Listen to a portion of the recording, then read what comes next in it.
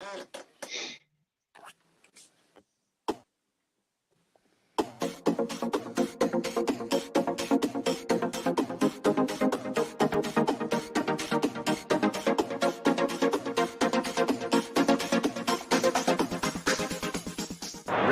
Houchin.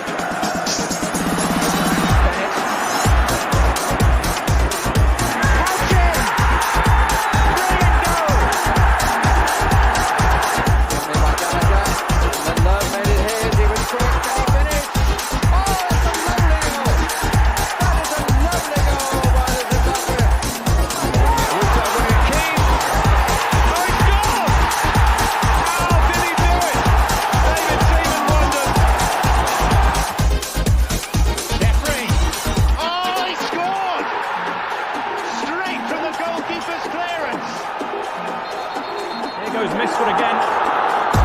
Referee plays the advantage. It's 4-on-2 here. Down to Misford. It's his and Coventry second. Coventry are looking to add a second goal. A fine pass and a fine goal as well. George Thomas puts Coventry 2 goals up. McNulty. Shipley there up with us. And Shipley deflected.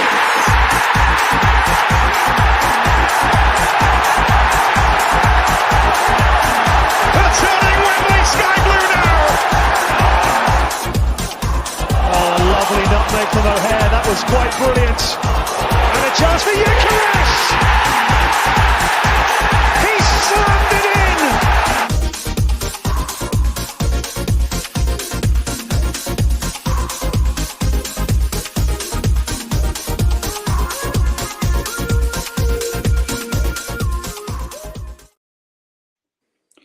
Good evening, everyone, and welcome to Sky Blue Fans TV. My name's Mark Smith. Tonight we're talking about the disappointing 1-0 defeat at West Brom. Got Rhys, as you can see on the screen. Evening, Rhys. How you doing? Yeah, not bad. How are you, Mark? You all right? Yeah, very good, thanks. Yeah, Ken should be joining us as well, but I think he's having a couple of internet problems. Hoping that to also be joined by CJ Joyner as well, so to give his verdict on the game as well. So tonight's show is just going to be about the verdicts from Friday's match. Let's kick things off, Rhys. Looking at the start of the game before the game starts, Robin's name's an unchanged side. Was you happy with the team that was picked?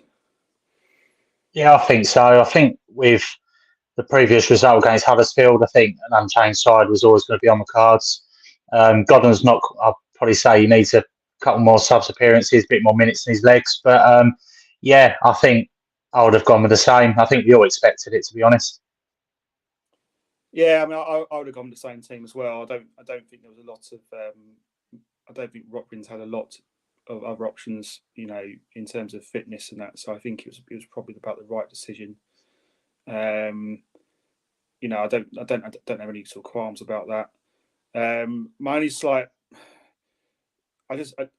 The thing that frustrates me the most, I'm just going to bring Ken back in. The thing that frustrates me the most is how poorly, how poorly we're starting a lot of games now. This is not the first time.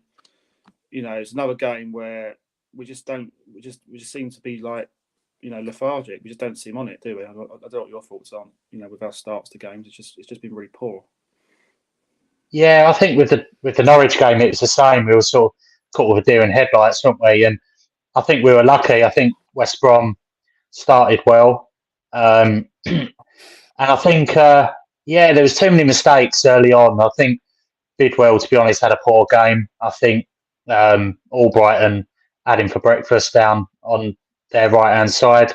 Too many mistakes early on. I think Wilson didn't have a very good game either. I think a simple catch that he dropped and his distribution was poor. And I think that we seemed to panic a little bit early on. We finally did settle down, but it, like you say, we just started really bad and gave the West Brom fans, a bit of hope, I suppose, to start off with. And when you go to a place like West Brom, you can't start like how we did. We need to, I remember last season we used to start the games really early. Unfortunately, we haven't got O'Hare for that, but I found that O'Hare used to get us starting early, get on the ball, press high. But yeah, just a poor start, to be honest. We seem to struggle, Ken, with the West Brom press, because I felt first half, certainly for the first 30 odd minutes at least, West Brom played a much different game to how they played at our place in CBS. They certainly tried to press high, and we just couldn't cope with that, could we? Yeah, they came out the blocks, didn't they? And they pressed high, and we just couldn't cope with it at all. To be fair, it's as if they caught us by surprise. I mean, they should have known how West Brom play. They do play that way quite regular, but they did tend to go quite high on us. Whether that wasn't in the plans for Robbins, I don't know, but I'd have thought he would have done his homework on West Brom, and we should have been a bit more alert to that, and we weren't. They caught us out a little bit, and they had a few chances, didn't they, in the first half? Certainly in the first 15 minutes or so when they pressed us quite high, and it did seem to catch the players out for some reason. But yeah, I don't think we started well at all, really. We were very, very slow to keep up with the pace of the game. I mean, you were there along with me, weren't you? You were standing by me, and we could see it, that they were just getting a lot of space, weren't they, especially down the wings. Yeah, I'm just getting very concerned with the number of games I've been watching us play where we only start playing when we're losing. And that's not good enough. This is not the first time. I mean, even the game against Huddersfield where we won, we were pretty poor for 30 odd minutes. Yeah, we were. Yeah, to be fair, we were. Again, another game we started pretty poorly, and you go back to Norwich, go back to Wrexham. There's too many games where we don't seem to, press the opposition. That they're pressing us, and we just can't cope with it. We're too slow in possession. I think the rot set in, but when Wilson makes like a mistake early in the first half, where he comes out for a cross and he doesn't catch the ball, he drops it. He just looks untidy. It just creates that bit of nervousness in the team, doesn't it? Because you want a goalkeeper that can command his area, and for me, Wilson didn't command his area for that instant, and also, in my opinion, for their goal. I don't know what your thoughts are on the goal. What was your take, Rhys?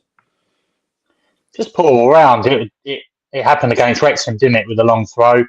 I think it shows how much we miss McFadstein in there, to be honest. I think, there doesn't seem to be any leadership at the back or organisation. And when you've got a keeper like Wilson who doesn't come out for anything, and,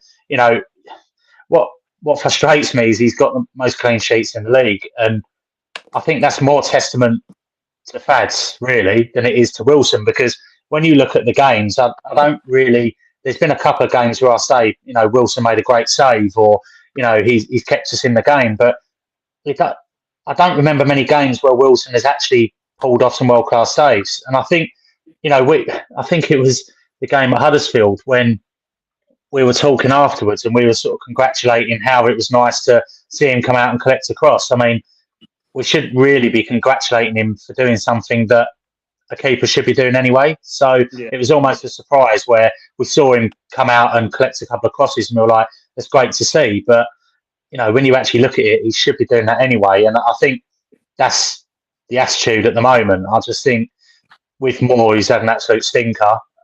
He was good last season, but he started off badly and got brought into against Wrexham and had another poor game. I think his confidence shot to bits. And obviously Wilson's been given a new contract, but gone a bit off topic. But with the goal itself, I just think it was just poor all round. It just seemed to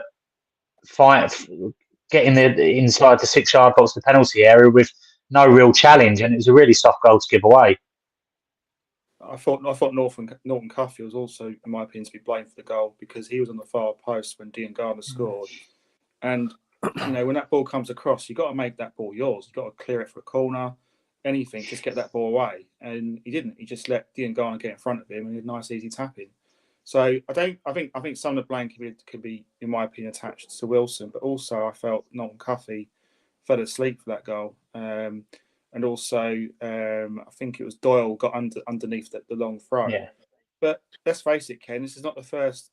No, a long throw, is it? I mean, Wrexham is. No, we seem to struggle with them sort of people. We haven't got a long throw expert in our team at the minute, but when we come up against one, we all seem to struggle, don't we? For some strange reason. But As Rhys said, I think with Fads missing, that's a major blow to us because he tends to deal with that sort of thing. And when he's not in the team, we seem to be at 6s and 7s when set pieces come in and long throw-ins and free kicks and stuff like that. We just conceded too many goals like that, and we shouldn't be really. The new guy from Burnley played well again, I think on Friday. He did okay. He got a lot of headers on, and he was down our end, weren't he, in the first half? We could see he's winning a few tackles and a few headers. So McNally did well for me on Friday, and but apart from him, I thought the defence were a bit shaky at times and not very convincing, were they? Especially on set plays, as you said. Yeah, it just came as no surprise when that goal came because DK misses a header from in the first half. Yeah. Jed Wallace hits the post as well. That was another incident, and you just felt you can just see a goal coming. They had the momentum with them, and it was just no surprise that they scored. We just seemed all at sea, and I just think, there's a part of me, Rhys. I mean, I might be a bit harsh saying this, but you think what are they working on in training? Why are they not up for a game, a local derby against West Brom? It just felt like they just felt timid. It's not the first time they've been timid, and this is what frustrates me is that when you get to the second half and suddenly we start to look a better team. But why is it taking until we're 1-0 down for us to start playing? It's a question that really I think Robbins has to answer, in my opinion. What's your thoughts? Well, to be honest, you say that, but last year we come back so many times. The amount of points we got from going a goal behind was good. And you look at the League One season when we came up, it was the same again. I think there's so many games that we went behind and come to win. I think the problem is, though, we're getting to a point where the quality of opposition we're playing against, we can't keep relying on that. We need to start earlier. And it almost seems like the players are trying to pace themselves through the game rather than coming out of the blocks early. I'm not sure what you think of that, but it's just frustrating. I mean, West Brom had a good spell first 20 minutes, and after that, West Brom, I don't think really played that well. So I see it as more of a missed opportunity. And to be honest, the chances we did create, were golden chances to get back in the game. And to be honest, we could have snatched and grabbed a point really on a bad night. And I'm sure you're going to talk about it anyway. But the first half, when Vic missed that one, I thought it was in. I cheered. I thought he put it away, but he missed. And you just think you got to put them chances away. You have to put them chances away. And I know Vic has been assisting lately, but the goals seem to dry up ever so slightly. Not that I'm complaining, because he's obviously got a few goals this season already. But when you get gifting chances like that, especially against a team like West Brom, you need to put them away. Yeah, I saw that miss in the first half. I don't know about you, Ken, but we was right at the other end. Yeah, I thought it just went right across. I think it was Alan's cross. I thought it went all the way across the line, like he didn't even get there. Yeah. But when you actually see the replay on Sky, or I saw it on the app, it was like he did actually get to the ball, but for some reason he steered it wide. I'm just like, it's just so frustrating. We couldn't quite see from where we were. It was a bit down the other end, but it looked like it just went straight across. But yeah, he did get to it, and it was a bad miss. Really, he should be putting them away. I say you don't get many chances against teams like West Brom because they're normally quite well organised, and when you do get them, you've got to take them, and we just failed to take our chances again. And it's the same old story, isn't it? You only get a couple of golden chances like that, and you need to take them to stay in the game, and we didn't take them. Yeah, I mean that's not. I mean, second half, couple of change. You made a few changes actually. Godden came on, Josh Eccles came on. I think for Norton Cuffy. I think Bidwell came off as well. And we looked a better side, didn't we? Reece second half. I mean, before you talk about the second half, this is a question here from Glenn. An interesting comment about the formation. Should we play Norton Cuffy in a different role than right back? Would a back four be a better option than wing backs? I mean, this is kind of leading to sort of change of formation second half. What's your thoughts on, future games? Should we look at maybe a different formation, or do you think 3-5-2 is our best formation? It's a tough one, really, because you look at the Burnley game where it looked like Dabo and Norton Cuffy was playing. We looked a little bit better. It's a tough one because I think you have to look at the opposition that you're playing against, and we do need a plan B. I think. I think we look better with Eccles at right wing back than we do with Norton Cuffy. I know Eccles isn't a natural right wing back, but that's where we're at the moment. You know, Dabo's not really found his form. He's been in and out injured. So yeah, it's a tough question, to be honest. It depends on what team we're playing and how they're going to set up. But going forward, I think that is a weak link we need to look at, and we've known from this season that our wing backs have been our weak links. But I think Eccles defensively has really improved. He came on and looked quite good, quite assured, and gave us that little bit of extra stability. But yeah, I would probably give Norton Cuffy one more game against Luton, and then I would probably play Eccles a few days after against Luton. Against Millwall, sorry. I wouldn't be surprised, if he puts Eccles in against Luton, because they're a strong physical side, aren't they, Luton? And I think Eccles will probably be the better option there. I agree with Rhys, really. I think he's finding it hard a little bit to find his feet. I mean, there's no doubt about it. He's got talent. He is a good player, but obviously he needs time to find his feet, maybe. And at the moment, I probably think myself, with Eccles coming back from injury, that might be the better option, personally. Yeah. Evening, CJ. How you doing? Good evening. All right, yeah. Good evening, mate. You all right? Yeah, all right, yeah. Good evening. All right, mate. Just talking, CJ, about sort of changes that were made in the second half, and we suddenly looked a better side. I mean, looking at, say, a future games like a Luton, is 3-5-2 still the your preferred formation if you're in the Mark Robins shoes, or do you think he could possibly change it for future games? Maybe 4-4-1-1 or 4-4-2 even. I think if we were to go for it at the back, it's not going to do a great deal of harm. I mean, we weren't going to win that game with 5 at the back the other day. At half time, I personally would have probably taken Panzo off and brought Eccles on and put someone else in midfield. Well, obviously move Eccles into midfield. That would have been what I would have done at half time, because we weren't winning that game at half time, really. With 5 at the back, so might as well try something different. And the floodlights could have opened and we could have conceded a lot more, but it's still 0 points, isn't it? So that's what I would have personally done.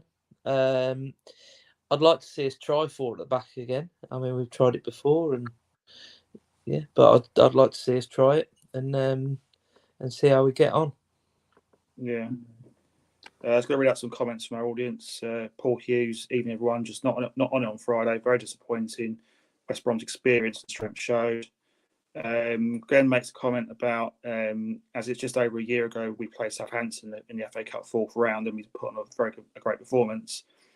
Have we made any progress the last year since that game? Go to the UK, and what's your thoughts on that? Yeah, I think we have. Yeah, I think we've made a little bit of progress. Yeah, I think we're improving all the time. But obviously players come and go, and we've had a bit of bad luck with injuries and stuff. So we probably ain't playing our strongest team at the moment. With players that are out injured, but we can't help that. It's part and parcel of the game. We've got to try and cope with that as the best as we can. But overall, I think we're improving all the time. And yeah, we were poor, I think, the other night, especially in the first half on Friday, and we did improve as the game went on, but we didn't really create that many clear-cut chances, did we?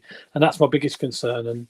And yeah, you're right. We might have to go to 4-4-2 or something like that with Godden coming back to take the pressure off Big Vic, I think. Maybe, and yeah. I think that he might do that on a few occasions, depending on who we're playing. Of course, different tactics for different games, and I think Robins, especially at home, I think he'll probably do that rather than away from home. He tends to go for the 2 up front at home, doesn't he, rather than away? Yeah, I personally, I think for Luton, I'd still go 1 up front. I'm not 100% sure on 2 up front, but it's a hard one, really. I mean, we're not getting much goals out of 1 up front at the moment, so I just don't know. I think Luton Luton are a physical side. To be fair to Gyökeres, he actually had a good game at Luton at their place. But yeah, I think for this game, to be fair, we had, as Rhys mentioned earlier, we had two very good chances. Well, certainly one very good chance in the first half where Gyökeres puts it wide, and to me, it looked easy to score. Then he missed it. But anyway, CJ, I just wanted to ask you a question about sort of our starts to games, sort of last certainly first 30 minutes. Do you feel sometimes we give the opposition too much respect? We certainly make it easy for them sometimes, and that's something that we clearly got to address, isn't it? I mean, the goal on Friday, it was just, yeah. I mean, yeah, I don't know what to say about it really. To be honest with you, I've watched it 2 or 3 times, and yeah, it's not been a good weekend. I was at Twickenham yesterday, and I saw some catastrophic defending there as well. So I'm not very happy, to be honest, after this weekend. But I've got to say that I think, as I said before, I think let's just try with a 4. What harm's it actually going to do? And I thought this for a while. You know, I said it last season as well. Really, let's try something a little bit different, because 99% of the time you can actually pick our starting 11, and if we can pick our starting 11, so can the opposition, and that makes it easy from the start. And I noticed, like, there does seem to be a large proportion of our fans. I don't know if any of you guys are on Fan Hub, but there's a large proportion of our fans seem to pick at least sort of 10 out of 11 every week on there. So that says a lot. As I said, if we know what's going on, the opposition knows what's going on, and yeah, it's fairly predictable. It's probably slightly harder now. It's slightly harder just simply because we have got a few more bodies. Well, we've probably got the same amount of bodies at the door, but we've got more useful bodies through the door, so to speak. They're a bit, they're adding a bit more than what we had before. But I would, yeah. I mean, even with that, it's still fairly easy to predict the players that we're gonna pick. Let's mix things up a bit. Let's mix things up a bit. Let's possibly try a couple up front. Maybe go 4 at the back. I don't know. But yeah, I use some Fan Hub, and I always got last season. I always got about 2 or 3 wrong, because Robbins would go with a left field selection. Yeah. Whereas you're right, this season I could probably name, like I said on the previous show, that I'd go the same opposition, same team for this game. And it duly happened. He didn't sort of pull anything out of the rabbit. Got a couple of comments here about Josh Eccles. I'll go to this one here from your average Coventry fan. Josh Eccles, should he be starting on Saturday? And what other changes would you make if you're Mark Robins? Let's go to you, Rhys. What's your thoughts on that? Yeah, tough question. I think it's up for debate to start Eccles. It depends how fit he is. I think one to know how fit he is rather than us speculating. If Eccles is 100% fit, ready to rock and roll, I'd play him. Norton Cuffy he's been okay. I don't think he's set the world alight just yet. I think I'd like to see the Man City lad in there as well for Bidwell, or maybe drop Panzo and drop Bidwell into left centre back. I think the problem we've got is, going back to the question what Glenn said earlier about have we progressed from last year? I don't think we have. I think obviously the start we've had wasn't necessarily our fault with the pitch and stuff like that, but we've been playing catch up ever since. But I think Matson's a big miss. I don't think we ever replaced him. I know he's only a lone player, but Bidwell just doesn't give us that same outlet at all. I think Bidwell, I've been watching him closely because me and my dad have been speaking about him a bit, and I think with Bidwell he has been defensively sound the first quarter of the season, but now he just, the amount of times he was out of position, he either doesn't get forward enough, or he's 30 yards up the pitch for where he should be. It seems that tactically he doesn't really understand where he needs to be, and I think Albrighton, the first 20 minutes, Albrighton must have got behind him 4 or 5 times, and Bidwell wasn't within 10 yards of him. So I think we need to change the wing backs for sure. We need a plan B. Going to up front, I'm not too sure, like you said, but Maguire's on a 6-month contract. I mean, how fit is he? Can we see a bit more of him? I think he had about 10, 15 minutes, but Yeah. I think we need to start him. I think we need to see him and maybe drop Allen. I know he won't drop Allen, but I'd like to see us play with 2 attack-minded midfielders who are going to support Vic, because the amount of times lately Vic's had the ball and he's got no support, and we're slow to get the bodies up with him to support him. So I think having the 3 loanies at the back as well. It's the mindset, really. I mean, Doyle will obviously go back to Man City. I don't think there's any chance of us signing him. The lad from Burnley, I think he looks pretty good. We'll see where we are with him at the end of the season. If Burnley go up, there might be an opportunity to get him in. Panzo, going right off Panzo lately. I think he's been really poor. I'm not sure what's happened there. He seems that he's lack of confidence on the ball.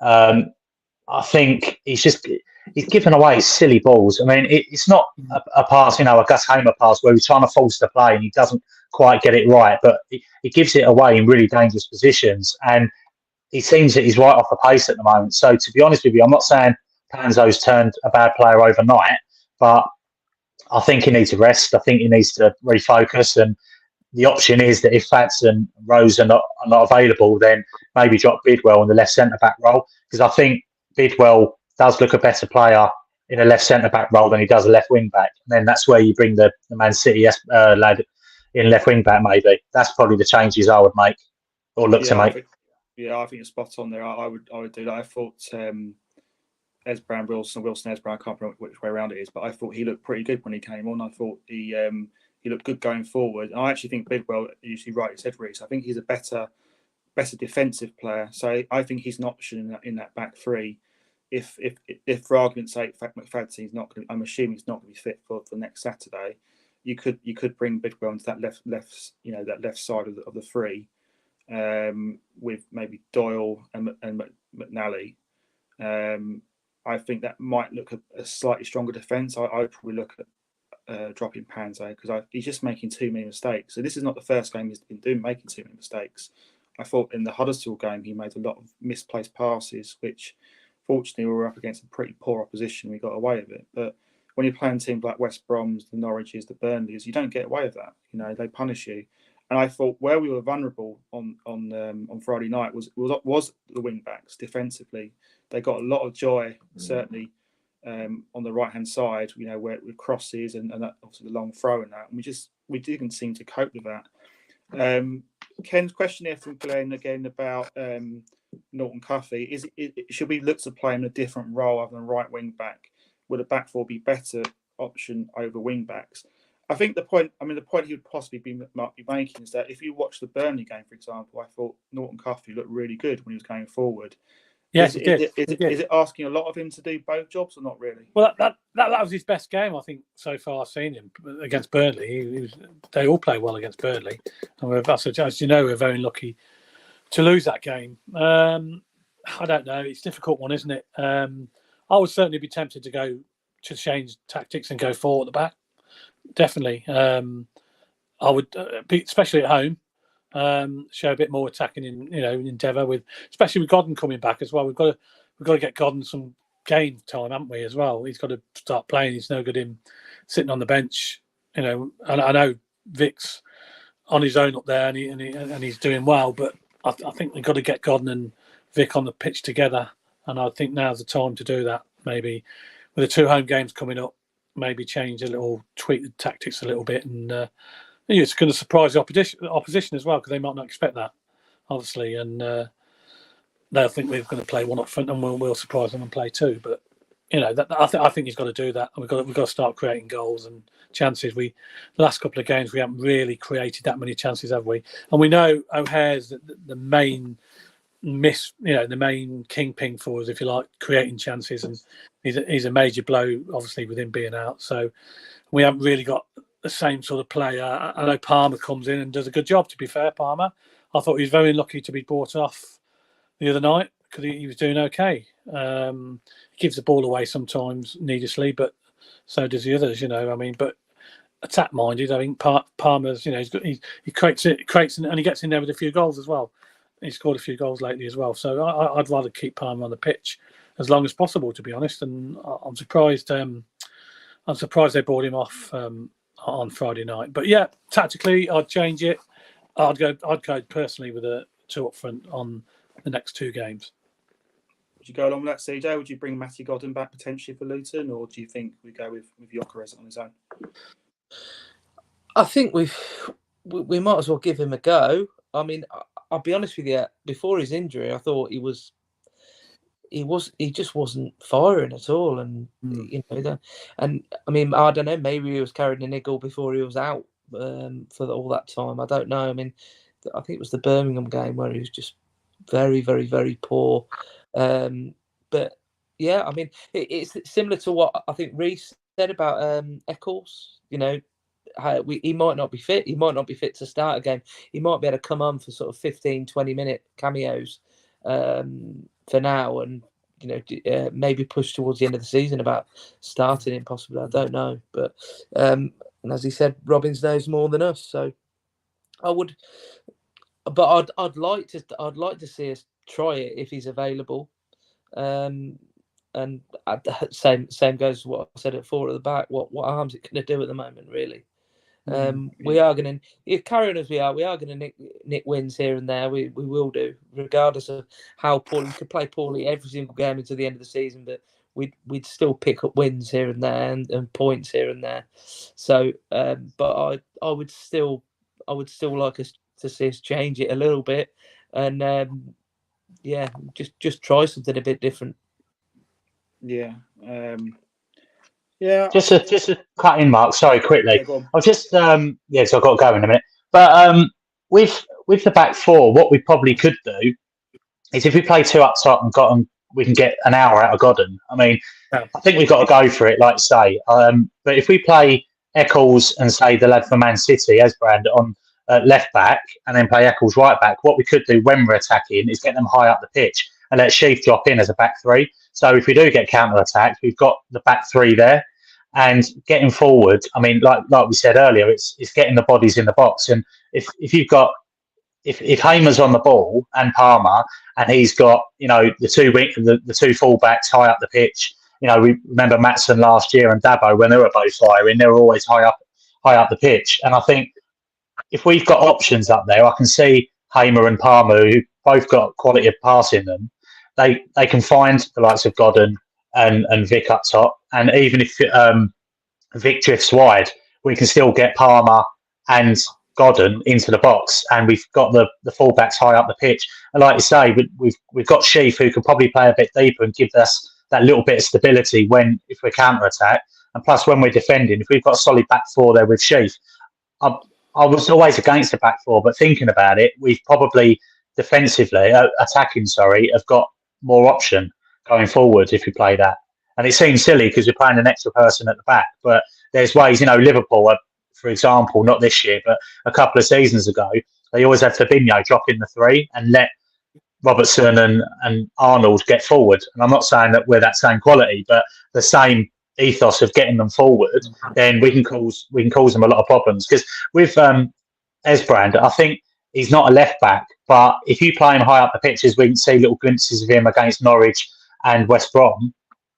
I think there's a player in there that you can see there's clear quality, and he could do a job where we've really missed Maatsen from last year. So I'll go for it, to be honest, especially at home.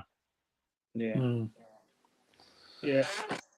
I think. I mean, the comment about Norton Cuffy from Rotherham fans when we signed him was very good going forward, but not great defensively. And I can see where they're coming from now, having watched. I think he's featured now. Is it 4 games now? He's featured for us, and it's kind of. I think the only good thing with the Burnley game was I think he was playing a more advanced role, and he did actually look good. But in the other games, I just feel he loses concentration to me, and the goal was kind of the same from the goal. It was like long throw, and he's not attacking the ball. He's not trying to get it clear, and he allows Diangana to score an easy goal. It was just, it was poor all round, really.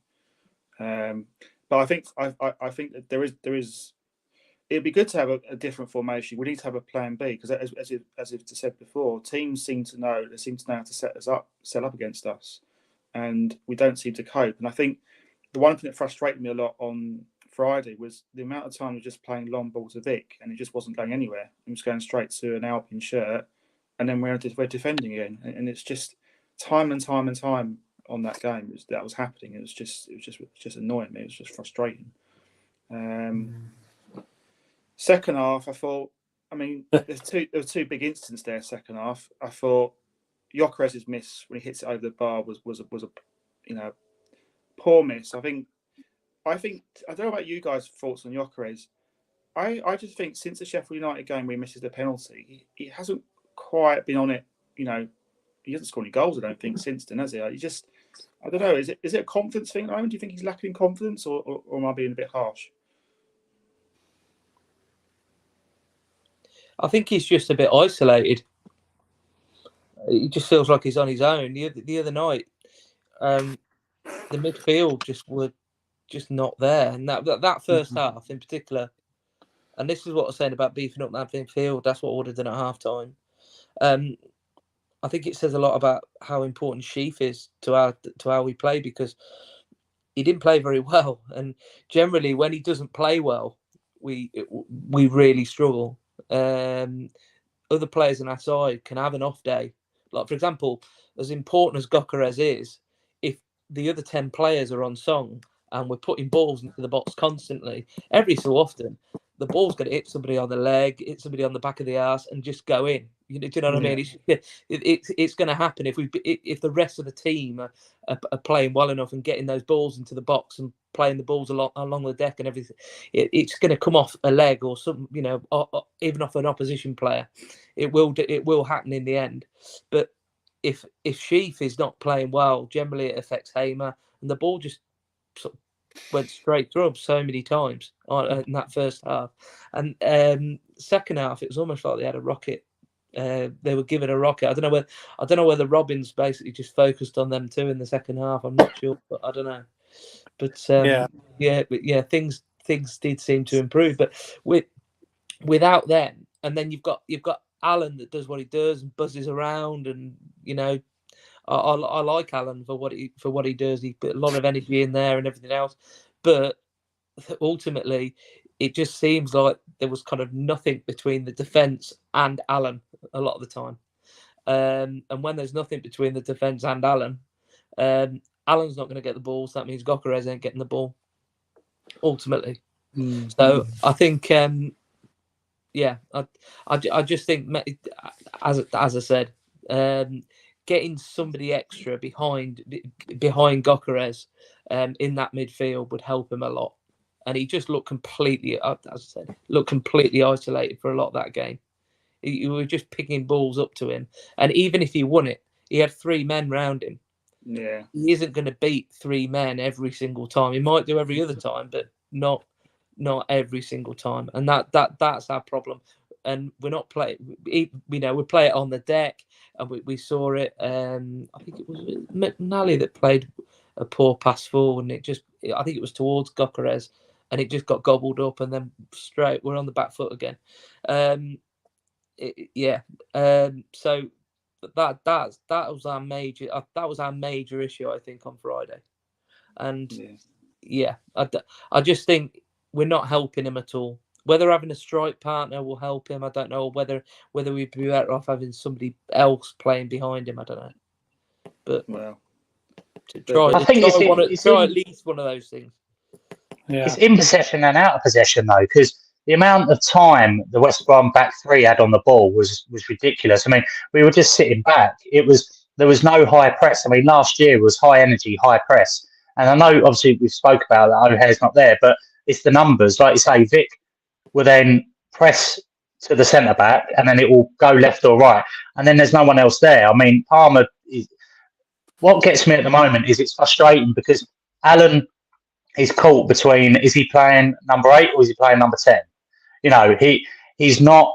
It doesn't seem that maybe it's a tactical issue that he doesn't. We're not sure where he's meant to be playing. I mean, it would be better, but attacking wise, does he then drop in as a 10 because he doesn't get high enough up the pitch? But out of possession, he seems to sit back again. So that just invites pressure on, and it's a bit frustrating because obviously there's divided opinion about Alan at the moment, but actually, where is he playing? He runs around all over the pitch, and you can't knock him for hard work. But actually, is he playing in the middle of midfield? Is he meant to be supporting Vic? And like you say, how many times did the ball go up to Vic and he either wins the ball or the second ball? There's nobody within 5-10 yards of the second ball. You know, Vic's going to always give his defenders a hard night, no matter if he's scoring or not. But the problem is, out of possession, there's no support for him either. So, and you can see he's getting frustrated because he's running around trying to press and he's looking left and right and there's no one there with him pressing. So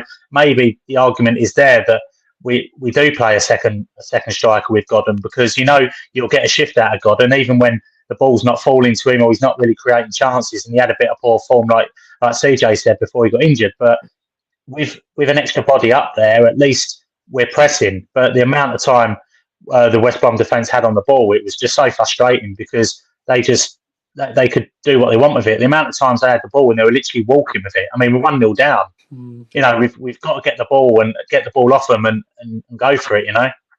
Yeah, I totally agree with that, Rhys. When we had the ball, it was like we had no time on it. You know, we were trying to give away. It's like touching a hot potato. You know, trying to throw it to, you don't want the ball kind of thing. And we were making mistakes, and they were doing that through their press. And you should say when they had the ball, it's almost like they had the freedom of West Bromwich to do whatever they want, and it really frustrated me. And there seems to be a lack of urgency, and that's what frustrated me. Got a couple more comments here from our audience. Thank you for all your comments tonight. It's really appreciated. Adam Hooper didn't think anyone was great on Friday. For me, we didn't win a single individual battle anywhere on the pitch. Kind of leading on to what our discussion, Alan. Why can Palmer last only an hour every week? We need players for 90 minutes. Is that a fair comment, Ken, on that? Yeah, I mean, I don't know if Palmer's fully fit yet. He seems to. You're right. He just come off, doesn't he? Quite regular. He didn't tend to play the whole 90 minutes for whatever reason, whether he was carrying a knock or there's something we don't know. But you're right. Robbie's just tend to bring Palmer off quite a lot, which is a bit frustrating sometimes because he's a good player and he can nick a goal here and there as well. So maybe it's a fitness thing. I don't know. Maybe he's carrying a knot that we don't know about. But I'd certainly like Palmer to stay on for 90 minutes because I think he's a good player. He's a clever player.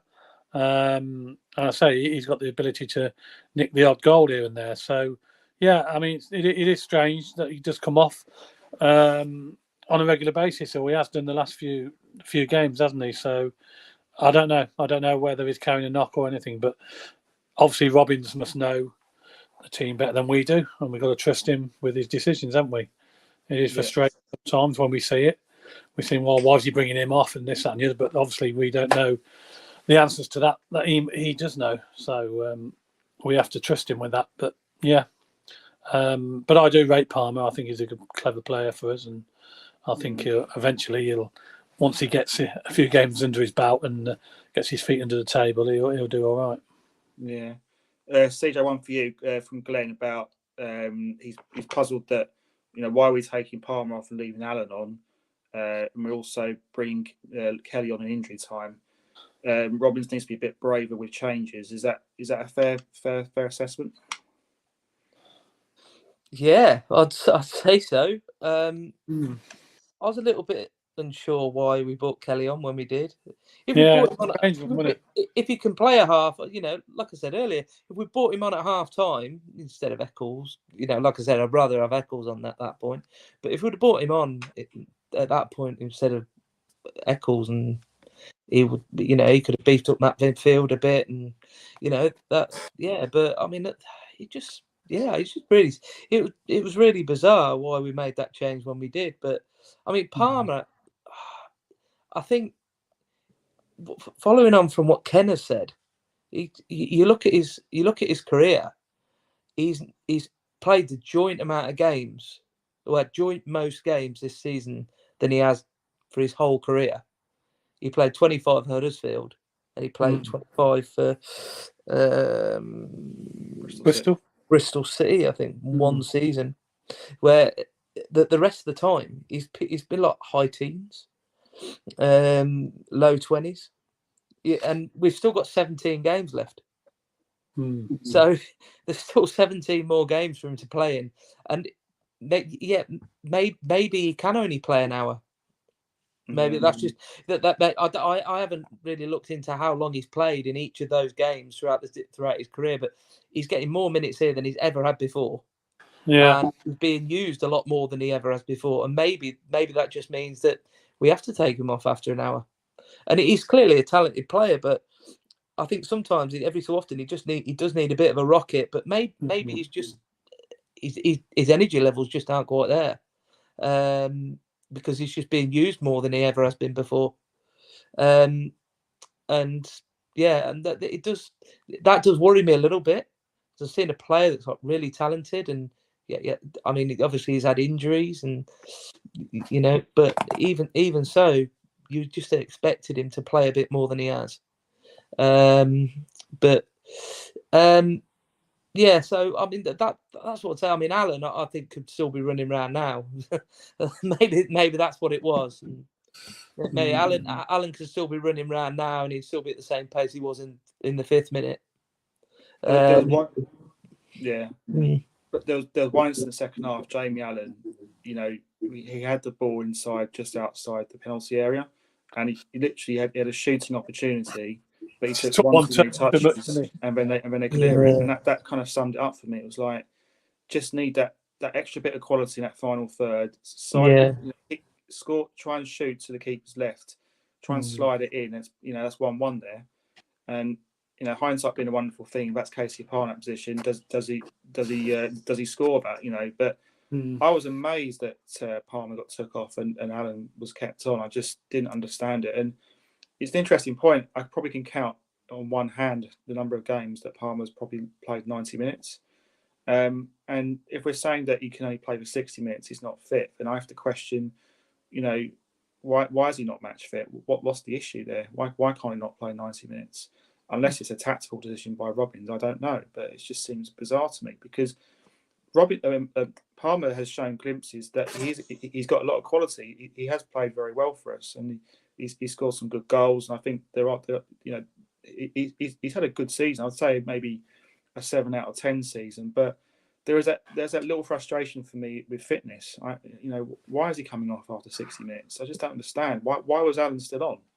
Because I couldn't see Allen influencing the game. I couldn't see Allen being that man. In Allen's defence, however, he did create that chance the first half for Gyökeres, which he misses. I will say that. But a lot of games, I just don't see what Allen brings to the team. It's just, yes, it's hard work, but I expect all my players, all players give hard work. That's the minimum you expect from as a fan. But I don't know, it's just frustrating, isn't it, really? I don't know why he can't last 90 minutes. It's just, obviously only Robbins knows that. It's just, it's disappointing, really. Yeah, I think the only thing with Casey Palmer, I personally thought he was brought in as cover for O'Hare and give O'Hare a bit more of a break and give us another dimension. But the way it's worked, that Casey Palmer ends up being the only number 10 that we have available. So maybe that's got something to do with it. I'm not sure. But yeah, it is a strange one. I think Casey Palmer in glimpses looks very good. The problem is you've got Jamie Allen, who, like you say, runs all day, but he covers a lot of ground, which, if he didn't cover that ground, we'll probably see more holes that will potentially present themselves to the opposition. But the amount of times he's brushed off the ball, or the player seems to easily knock it past him, he's a bit weak off the ball, and on the ball, as well. So it's a bit frustrating. But yeah, going back to Palmer, I think, like I say, he was probably brought in as a backup to O'Hare, without sounding disrespectful to Palmer, because I think he's done a lot better than what a lot of people probably thought. But he's had that opportunity with O'Hare being injured. But it's a shame, really, because as soon as O'Hare got fit, I thought these two could really set the world alight for us. But it's buts and maybes, ain't it? I suppose I I think he's doing a good job. Can he do a great job? Absolutely. But then he has to work on his fitness. However, he does that. I think as well, what we've got to look at is Palmer was a very, hit and miss player wherever he's been. And I think it's credit to the coaching staff to get in I think we are getting probably 70, 80% of Casey Palmer at the moment. But he was one of them Bright Enabakari type of signings where he could be a world beater or he could be just a completely waste of a signing. So I think Palmer needs to be given a little bit more credit than what maybe people are suggesting. But like you say, there's probably still a little bit left in there that can come out. So maybe that'll come in time. Yeah, I agree. I think there's definitely another 20. There's another sort of 20% we can get out of Casey Palmer. I think he's a very talented player, and certainly I think overall he's done a decent job. It's not been easy because I think, as we all know, Callum O'Hare's a massive miss, but I think he's done a reasonably good job overall. It just frustrates me that in a game where we're training 1-0, we're taking off a player that potentially could, help us get a goal. It just didn't feel that way of Alan. The only thing I can think of is he felt that Alan had more energy, more legs, and that's the only thing I could think of from Robin's point of view why he went in that direction. But for me, I just couldn't understand it. I'm just going to read out a few more comments here from our audience. On Panzo, Aaron said, Panzo always seems to have a 5 or 10 minute spell every game where he loses his composure and makes mistakes. Yeah. He would be a decent player if he could get over that. I think it's a psychological thing with Panzo because I've seen games with Panzo where he's been on fire and he's marked players out the game, and also he's good at set piece as well. But yeah, he's been a bit disappointing. He's probably someone I would consider dropping for the Luton game. Glenn makes a comment here about are we better playing Alan Hamer in the box formation than play two from Sheaf, Eccles, Kelly, and Norton Cuffy as a midfield two? Is that something, CJ, you might consider if you're Mark Robbins? Yeah, as I said, let's just try it. What harm can it do? I mean, Luton are a good side. They're a well organised side, and at the end of the day, they're higher up. They're higher up than 90% of the table. Well, 95% of the table. So, I think they're fourth, aren't they? So yeah. They're I couldn't higher believe up. that when I saw it. Yeah, I couldn't believe they were fourth. Still doing well. They're higher up than what West Brom are. So Yeah. Yeah. So the end of the day, I don't want to say. Well, I don't want to say it's another free hit because we're going to have so many of these free hits against these sides that are either in form or up the top end of the league. But yeah, I think let's just try. Let's try something different. Let's try something different. Like I said, probably about 4 or 5 times tonight. Let's try something different. We've got to have. I think, haven't we? We've got to try something different now. He needs to have another plan. We've only got one option in reality up front. Yeah, in reality, because Godden up front on his own is just not going to work. No. We know that he can't. He's not going to play. He's not going to go out and play 90 minutes on his own. Probably, even if he's 100% fit, he's not going to be doing that. No. So our only real option is Gyökeres, and so let's try and put somebody else up there with him, or get somebody directly behind him, someone else directly behind him. Yeah, agreed. I think we've got to start creating some chances. And to do that, I think you've got to have 2 up front at the moment because we're missing important players, and we need to take advantage of what we got at the minute. And Godden's coming back, and I think we need to play him. He came on against Huddersfield, didn't he? He nearly scored, didn't he? It was a good save from the keeper. He did, yeah. He's very lucky there. It was. So, I mean, we all know he can finish. So he takes his chances as well, Godden, when he gets them. So let's hope Robbins, and I've got a funny feeling he will, to be fair. I've got a funny feeling he may do that against Luton on Saturday. Yeah, it's not a game I'm not looking forward to that game personally. I'm going back to my pessimism now, I'm afraid, for those who are watching. But I think we'll struggle against Luton. I think Luton are another side. You've got to look at their league record. They've only lost 7 games all season. I think other than the top 2 sides, they've lost the fewest games in the division, haven't they? So it's another game. I mean, we've got Luton and Millwall next to home games. 2 tough games. Yeah. Yeah, 2 tough Really games. We didn't get any points against them at home last season in either game. So I think Luton's a sort of game where you have to fight and battle. They're a physical side. You can't. You've got to be strong. You got to battle with them. Question here from Sky Blue Sam, Rhys, about our coaches. Do we ask questions of our coaches regarding our defending? Our set pieces are also really, really poor at the moment. I mean, do you think it's fair to criticise Robbins and AD and Dennis Lawrence regarding that side of things? Well, possibly. I mean, when we went that decent run where we didn't concede many goals, I mean, Fads was in the team, so you got to look at that. Say that's a big hole. You've got 3 lone defenders there, so how committed are they? I think Doyle has been a breath of fresh air this year, but he does look like he needs an experienced player with him to carry him through certain situations. I mean, I think Doyle has been great in my opinion. McNally's looking a good player. I'd like to see more of him.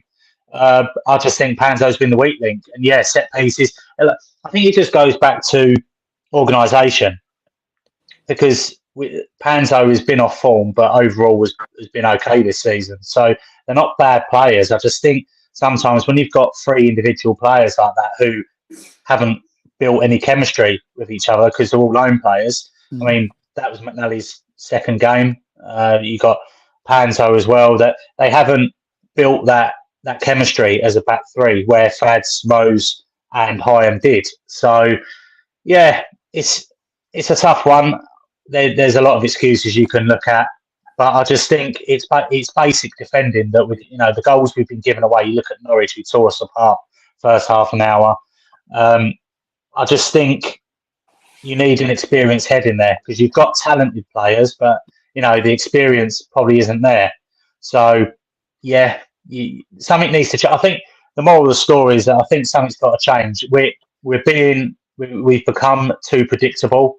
Like you say, we've spoke about it, touched on it earlier, but I think a lot of the opposition know exactly who's going to play, exactly what jobs they do, what they bring to the table. But if we change it up against Luton and say, right, so 4 at the back, we're going to play Godden up top as well, high full backs, Sheaf drops in maybe. I think we could throw Luton off there. But if we play the same back 3, no plan B, stick to what we know. I think the form guide shows that since the World Cup, the results haven't been great. So I think, yeah, we do need to change something. But I just Fads needs to hurry up and get fit and come back, doesn't he? Because there's a lot of fans out there who slate him, but I think he's been immense this season. And the amount of times that ball comes in, set pieces or crosses. I mean, Fads has got a magnet, on his head. He gets his head to everything. So yeah, you could look at that. But even when you watch the games, you can see Fads. He's always carrying the other players through. If it's Rose, if it was Hyam last year, if it's Doyle and Panzo, he's telling them positionally where they need to be, who they're marking. It makes a huge difference. And I just think it looks exactly what it is at the moment. We've got 3 individual players at the back who are 3 lone players who haven't played a lot of games with each other, to be honest. Yeah, spot on with that. I think we just lack leadership. I think is the big thing. It's the whole team. It's not just down to defensively. It's the whole team. We don't have that sort of don't have that Michael Doyle type of character. Someone who can give a player a rocket because we've got a nice bunch of lads, but sometimes you need a rocket, and we don't. There's no one. It doesn't appear to be anyone from what I'm seeing who can do that. Would you change the captaincy then? Because just about to say that. Yeah. Would you change the captaincy? Would you maybe give it to Hamer? Who would you give it to? Maybe Hamer or I'd say Hamer on the basis that his discipline. I mean, since his 2 red cards, his discipline's actually improved vastly. I think he's possibly the only person I can think of, or Ben Sheaf. He's another one I would say. But clearly, I don't feel Allen's is hard work in that, but he doesn't strike me as a leader. and we, He's not a leader of we- men, is he? he's not a leader of men. We can talk about McFadzean till the cows come home, but the fact of the matter is he's not fit. So people need to step up, and that's a simple thing. We need people to step up. And when you're playing teams like the Lutons, any team, the Lutons and Millwall's this world, as we've got next 2 games, we need men. We need guys who are going to be up for the fight. I'm not suggesting the players aren't up for the fight, but we need someone to, just show some leadership, make bold decisions. The goal against West Brom is typical of that. The fact that no one's taking ownership of that long throw, and it's the second time in the space of a few games, like the Wrexham game, where we concede a goal from a long throw. Goalkeepers not taking ownership, defenders aren't taking ownership, and it's not good enough. So that's a big problem. Is lack of leaders. I don't know. I think from the earlier comment, I just think what the coach is doing to address that. What's Robin's doing to address that? What's he telling the players? Because it's just not good enough. There's so many times we're just conceding poor goals and lack of communication, and it just feels like players are lacking in confidence. Against the West Brom game, it should be a big derby. We should be up for it, but we pay far too much respect to West Brom. Cheers, Rhys. I just feel like we played far too much respect to them. I don't know what your thoughts are. We just look like we don't want to get in their faces like we do. Like last season was completely different. We played at Fulham, for example. We won them 2 games. We were right in their faces, but this season it doesn't appear that way. I don't know what your thoughts are. I think going for what you said about the captaincy, I think the big issue is that effectively we've got 3 captains in the squad, and all 3 of them just ain't fit because one's what McFadzean's 36, and Kelly's 33, but he's probably got a body older than McFadzean's, and then you've got Godden, who's probably got a body older than the other 2, even though he's the younger of the 3. But there are 3. They're the 3 that you put the armband on, and none of them are in the squad. And realistically, you can't really guarantee any of the 3 of them are going to play 90 minutes before the end of the season. McFadzean might come back, and he might not be able to play a full 90 minutes. But but still, I don't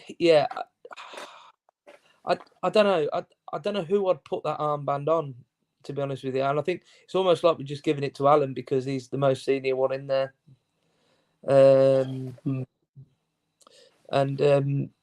I mean, what was your question? Sorry, Matt. Sorry, I got sidetracked by myself there. No, it's just my rant about just lack of leaders. Really, it's just we don't seem to have a lot of leaders at the moment. We just haven't got any. No, I'd be tempted to go for Hamer. Give him a shout. He's some responsibility. Yeah, I think it'll improve his game as well. You never know, do you? You got to give him a chance, and I'll be definitely supportive of Hamer getting the captaincy. I just think he'll do. He's a bit more vocal, I think, than Jamie Allen. That's a personal opinion, but I think the issue is the only issue I've got is that remember we all look what happened at the end of that Blues game where he was rolled up by an 18, 19-year-old kid. I know I know, but even so, he's an 18 and 19-year-old kid, and he rolled him up to the point where he got sent off.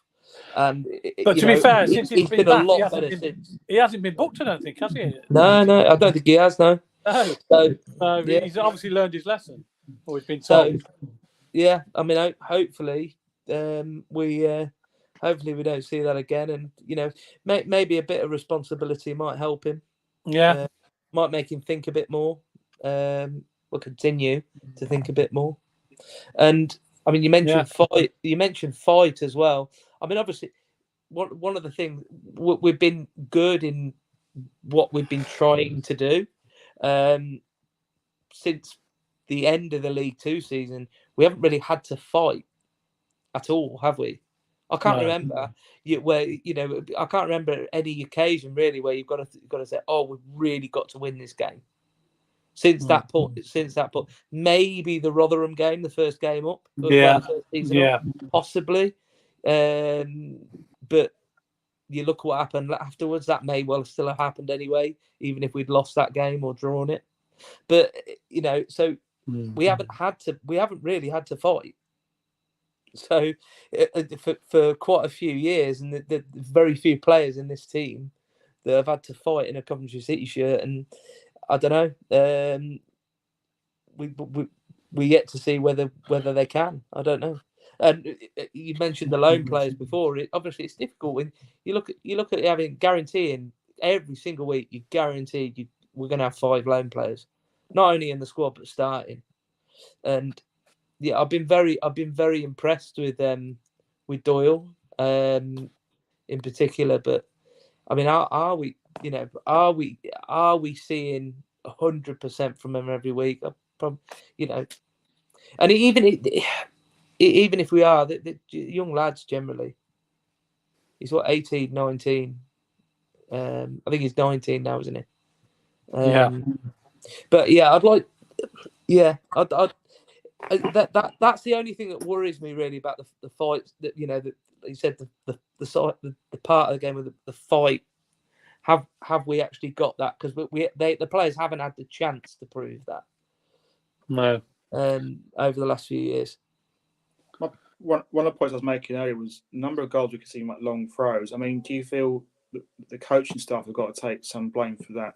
Why is it we repeatedly, certainly like recent games, Wrexham as an example, crossing and long so set pieces generally we seem to struggle.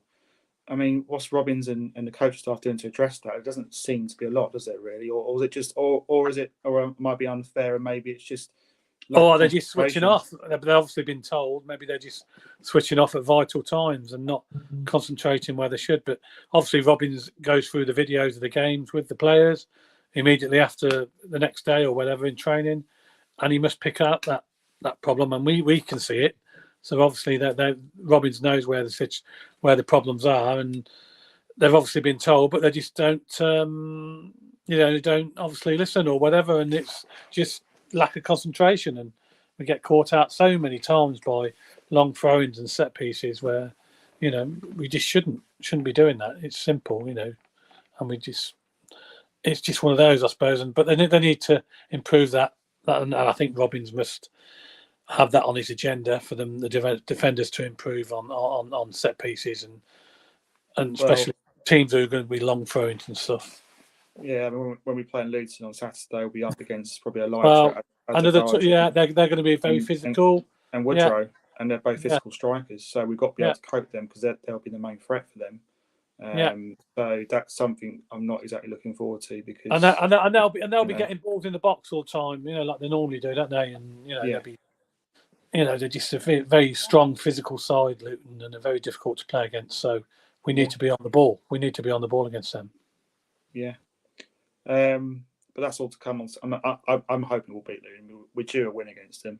I'm quietly confident, Mark, that we'll you reckon? Yeah. Well, we'll talk more about it on the next show. But yeah. I think although it's been a fairly kind of negative podcast, I thought we were better second half, and that's something. That's one kind of conversation I can say. But we can't keep having games where we start playing when we're trading because it's no good. Because you just need that first goal in games. We just don't get that first goal enough, and getting that first goal gives you control of the game. You look at that second half, and West Brom were very good at just slowing the game down and taking the sting out of things, and we never really were able to build any kind of momentum when we attacked. And I think it's frustrating, but I don't think it's doom and gloom. But I think what this game does show highlights the work, as we all know, that needs to be done in the summer with rebuilding this whole squad, because that's another issue altogether with the number of players that are out of contracts and with the fine like 5 loan players as well. It's going to be a momentous challenge, I feel, looking ahead. So yeah, it's I still think we can get mid-table this season, and I'm still saying if we can better 12th position this season, I think that'd be a marvellous season. my gut feeling tells me, though, I think we'll probably be about 14th, 15th. That's just my view. I don't know what your thoughts are, but I can't see us getting any better than that. An improvement on last year, I think I'll be happy with. But you never say never, do you? You just don't know. Teams lose form, teams gain form. And if you, in this league, as we all know, you put 2 or 3 games together and pick 2 or 3 wins, you're up there, aren't you? And you all of a sudden you're amongst it all. We're not a million miles away. So it all depends on, you need a bit of luck as well, don't you, along the way? And we don't tend to get much luck, do we? But especially with injuries and stuff. No, but that's football for you. But on the day, anybody can beat anybody in this league, as we all know. So very competitive, and anything can happen. So I never say never, but an improvement on last year, I'll be happy with. Yeah, I think we'll be struggling to finish 12th or above. To be honest with you, I do think we'd be struggling. I mean, but at the end of the day, it doesn't matter whether you finish 7th or 21st in this league. You're still, you're still in the same league next season, and both positions in the same league.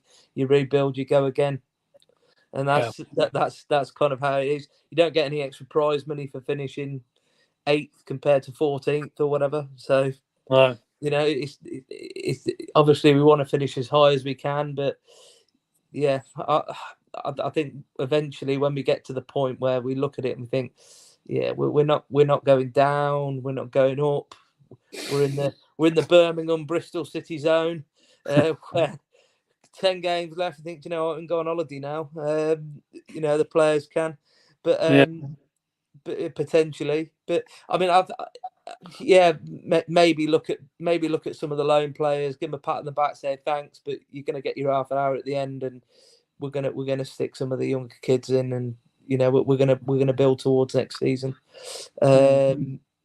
Maybe some of the players that we need to play for us week in, week out, but they ain't signing a new contract, and we have to, we might have to make some decisions there as well, possibly, and say, look, we need to. You're going to be going in the summer because it's the last chance to get money for you. So that maybe we'll be in that position as well. I don't know.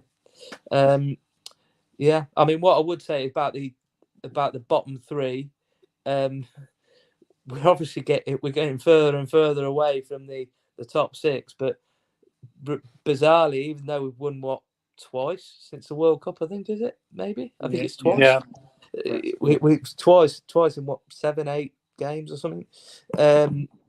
We've actually gained points on the bottom 3, so which kind of says a lot, really. I think about that bottom 3, and we could probably go until the end of the season without getting another point, and we still might stay up.